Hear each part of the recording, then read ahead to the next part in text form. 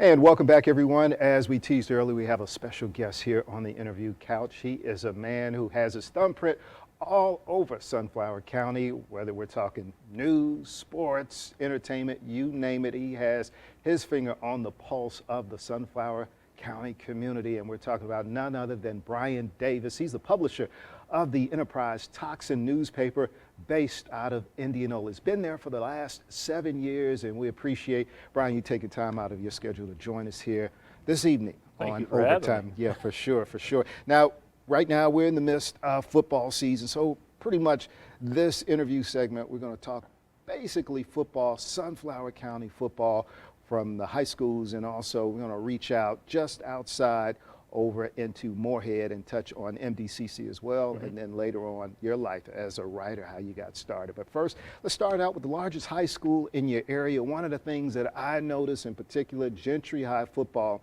new coach. Didn't see that coming. Mario Young moving on to Humphreys County to become a principal or vice principal there at the junior high, and new coach, Coach Farrell.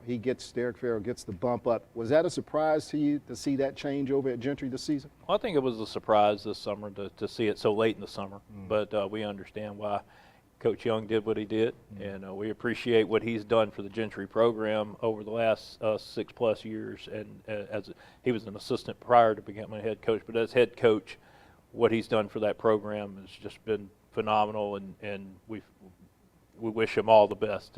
Yeah. Now, Coach Farrell, he gets the bump up. He goes from assistant now to head coach. In terms of him keeping or maintaining, even maybe taking Gentry to another level, what do you think is going to take in order for that to happen now that he's the head man? Well, I'll tell you, one unique thing about Gentry and the coaching staff was that they were all local guys that came back home, that wanted to coach. I mean, some of them turned down much bigger markets to come back home and coach and make a difference in their community.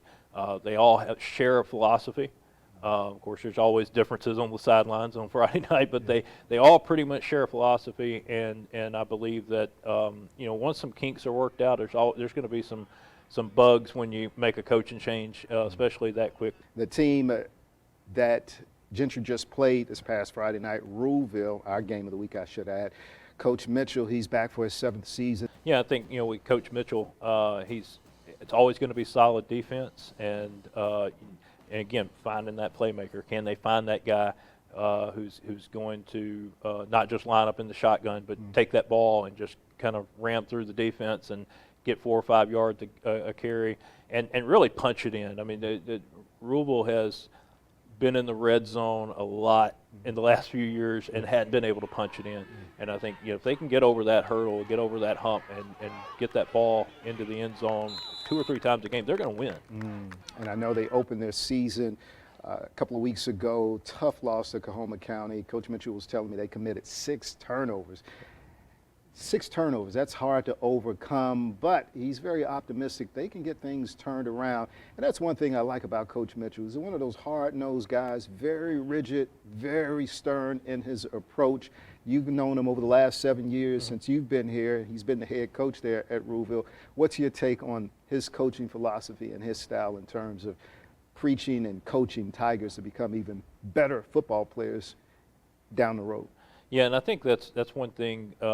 And I'm not sure if this is answering your question directly or not, but if you look at Coach Mitchell and Coach Young, the unique thing about them and what they've done at Gentry and Ruleville is that you don't hear anything out of their program. You don't hear anything negative out of their players.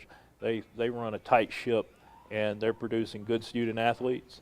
And it hadn't translated to a lot of wins for Thomas Edwards over the last 3 or 4 years, but there's a lot of wins off the field there too.